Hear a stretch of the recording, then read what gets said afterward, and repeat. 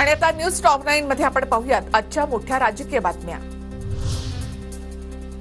Times now नवभारत मॅट्रिक्सच्या opinion पोलनुसार Mahayuti आणि महाविकास आघाडीमध्ये काटेकी टक्कर। महायुतीला 137 ते 152 जागा तर महाविकास आघाडीला 129 ते 144 जागा मिळण्याचा अंदाज।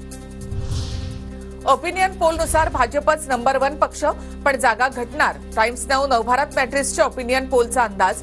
पोलनुसार भाजपला 83 ते 93 जागा मिळण्याची शक्यता। गणेशोत्सवानंतर महाविकास आघाडीची जागा वाटपाची बैठक होणार। जागा वाटपामध्ये बारामतीची जागा आम्हाला मिळाल्यानंतर उमेदवार कोण हे ठरणार। सुप्रिया सुळे यांची प्रतिक्रिया। तिची सीट कोण पक्षातून कुठला पक्ष लढणार हेच अजून निश्चित झालेलं नाहीये। ही सीट जर राष्ट्रवादीला आली त्याच्यानंतर पक्ष ठरवेल कोणाला तिकीट द्यायचं।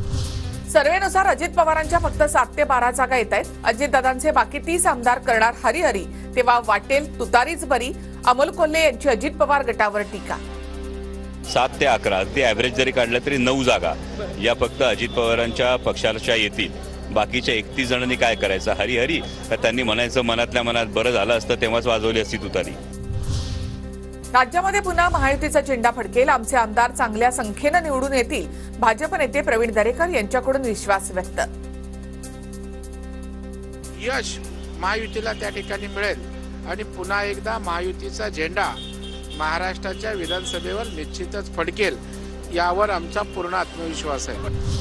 फक्त एका समाजावर कोणी निवडून येत नाही। भाजपच्या एम फॅक्टरच्या आरोपावर ठाकरे गटाचे नेते सचिन अहिर यांचं उत्तर। तर लोकसभेमध्ये उद्धव ठाकरेंनी जर नेतृत्व दिलं नसतं तर महाविकास आघाडीच्या एवढ्या जागा आल्या नसत्या असंही मत। एका समाजावरती कुठचा उमेदवार निवडून येऊ शकत नाही, ती भर आमच्यामध्ये गेलेली आहे। महाविकास आघाडी म्हणून जर उद्धवजींनी प्रत्येक या सभेला किंबहुना नेतृत्व जर दिलं नसतं तर आम्हाला तशीतली आघाडी मिळाली नसती आणि किंबहुना आम्ही निवडून आलो नसतो।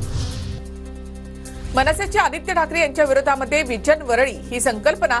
विजन वरळी या टॅगलाईन खाली राज ठाकरे यांच्याकडून पुतण्या आदित्य ठाकरेंच्या विरोधामध्ये प्रचाराचा नारळ फोडला जाणार।